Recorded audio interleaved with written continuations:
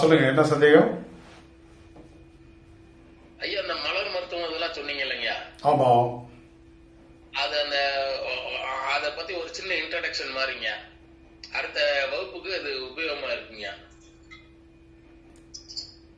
இல்ல, அதுதான் ஆக்சுவலா வந்து மலர் மருந்துகள்ல இப்போ வந்து நிறைய பேர் வந்து புத்தகங்கள் வந்து எழுதியிருக்காங்க. அதுல என்ன அப்படின்னா, ஒவ்வொரு சிம்டம்ஸை வைத்து இந்த சிம்டம்ஸ் இருந்தால் இந்த மருந்து கொடுங்க, இந்த சிம்டம்ஸ்னா இந்த மருந்து கொடுங்க அப்படிங்கிற மாதிரி நிறைய கருத்துக்கள் வந்து பதிவு பண்ணியிருக்காங்க. ஆனால் ஜோதிட ரீதியாக ஜோதிடத்தில் இருக்கக்கூடிய இந்த 9 கிரகங்கள், 12 பாவங்கள், 27 நட்சத்திரங்கள், ஸோ அதையெல்லாம் வந்து கனெக்ட் பண்ணி மலர் மருந்துகளை வந்து பயன்படுத்தும் போது அந்த ரிசல்ட் வந்து ரொம்ப சூப்பராக இருக்கும்.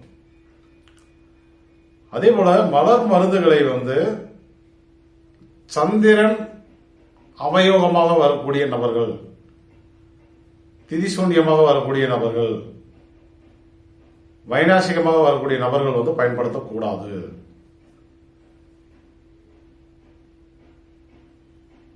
புரியுதா?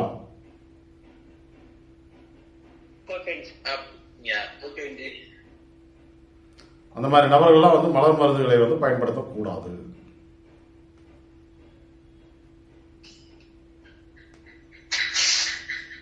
அது உங்களுக்கு வந்து அடுத்த வகுப்பு நடத்தும் போது ஃபுல் டீட்டெயிலாக நான் வந்து பண்ணி தரேன். சரியா?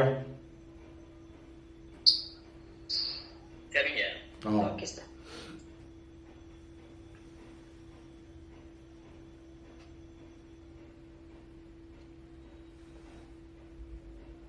இப்போ சந்திரன் அவயோகம்னா யார் யாருக்கு வருவாங்க? விஷ்கம்ப கண்டம் பரியன் அவயோகத்தில் பிறந்தவர்கள்லாம் சந்திரன் வந்து அவயோகி.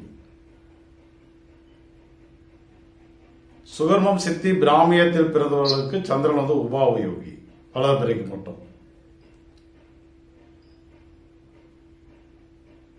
அமாவாசை திதியில் பிறந்தவர்களுக்கு சந்திரன் வந்து தீசூலியம்.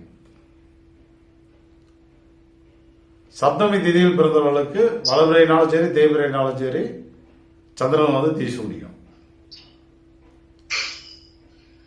சந்திரன் வைநாசிகமா யாரு வருவாரு?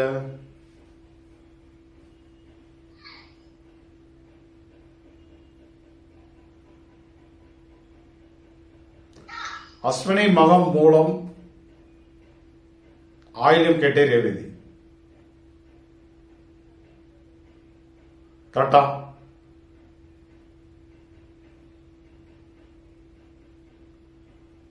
எல்லாம் லைன்ல இருக்கீங்களா இல்லையா?